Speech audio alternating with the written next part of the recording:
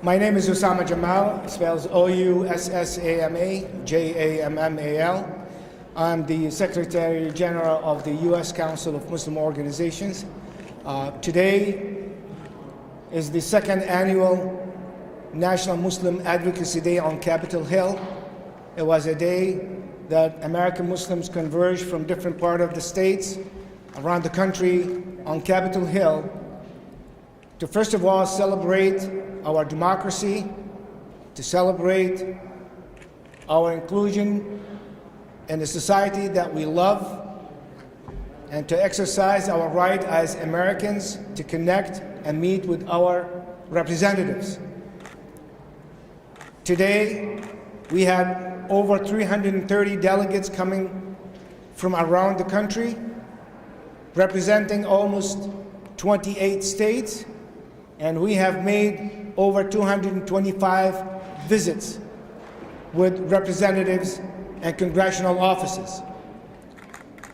It was a great day for Muslims to engage with their representatives, discuss issues not only important to Muslims, but also to our fellow citizens and to America. Except one office that we are totally disappointed to know that the office of Senator Ted Cruz refused to meet with Muslim constituents from his state, despite repeated requests over weeks to make an appointment with his office. The delegates recognize that Senator Cruz is on his campaign trail as candidate for the presidency of the United States. So they requested to meet with any staffer that will represent his office. All the attempts failed to no avail. Today, the delegates repeated their request to the congressional staff to meet with them, and they refused. They continue to make phone calls and they continue to refuse. It is un-American. It is not befitting, which is a normal practice for a senator to open his or her door to their constituents, to meet with their constituents and talk about their issues, but also not befitting for someone who is running for the highest office in the country to be the President of the United States of America. Instead of uniting the people, is dividing the people, discriminating against constituents, and refusing his office to meet with his constituency. The U.S. Council of Muslim Organizations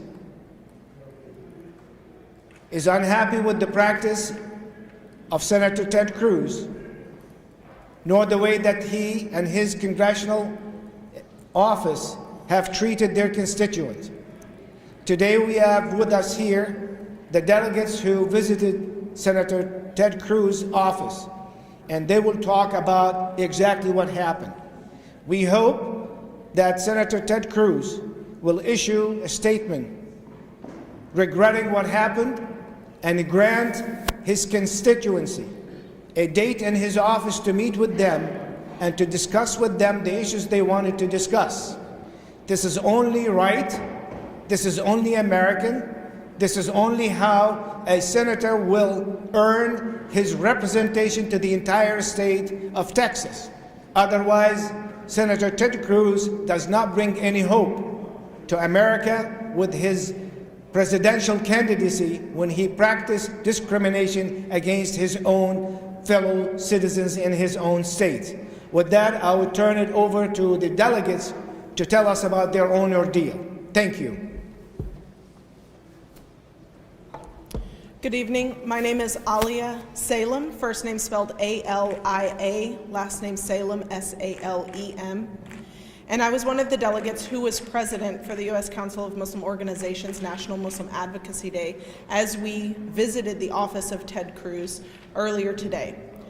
We made several attempts, as Osama had explained, to try and connect with the office.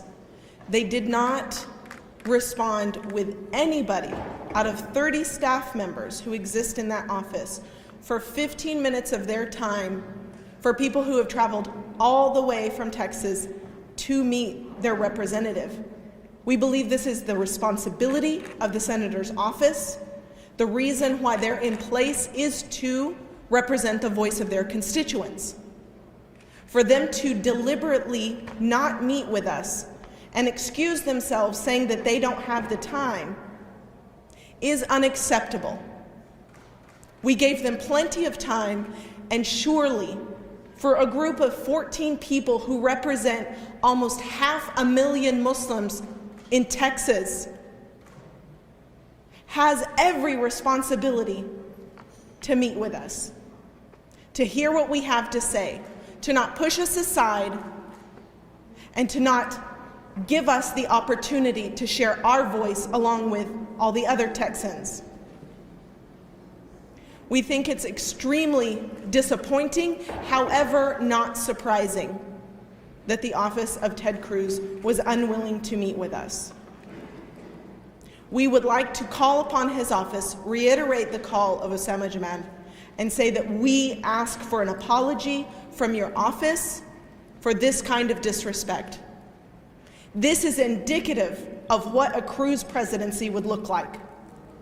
He has made it clear in the media what he thinks about Muslims, how he plans to treat them, and today, in his day job, he exhibited no less. So again, not surprising, but very disappointing for his Muslim constituency. Thank you. I can't answer.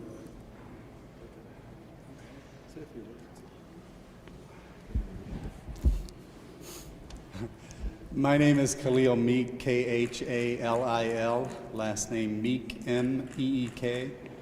I am the current executive director for the Muslim Legal Fund of America based in Dallas, Texas. I was among the delegates today who traveled all the way from Texas to share with Senator Cruz what 500,000 Muslims in Texas would like our state representative to know, our state senator to know, issues that everyone is talking about, issues about how we as Muslims can counter violent extremism, how we as Muslims can give back to society and poverty and food banks, and how we as Muslims can help the less fortunate with credit issues. And we had a full agenda that we wanted to share with our senator so that he could hear the voice of reason, hear the voice of inclusion, hear the voice of Muslims in his own office, in his own district.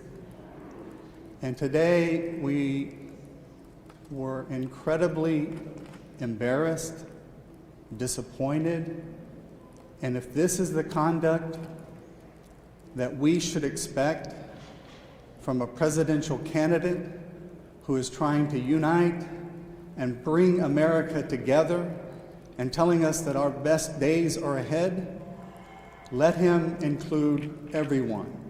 Let him include the Muslims.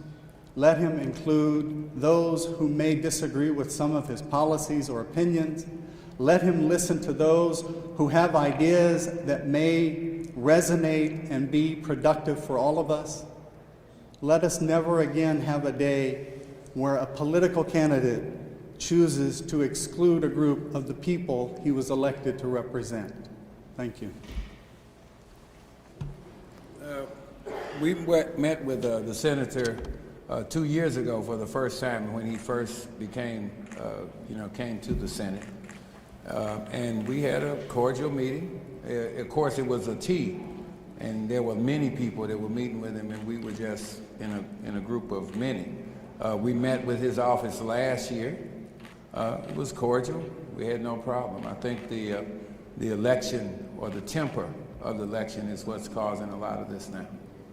But we've met with him twice, his office twice before. We met with him personally the first time. And your name? Mustafa Carroll. I'm the executive director for the Houston office of the Council on American Islamic Relations. Nihad Awad, N-I-H-A-D, A-W-A-D, the National Executive Director of CARE, the Council on American Islamic Relations.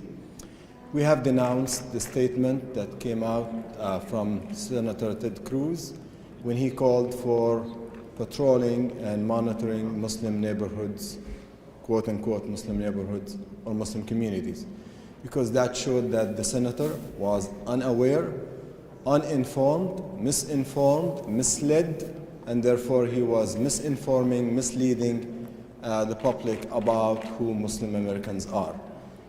He was denounced by many people.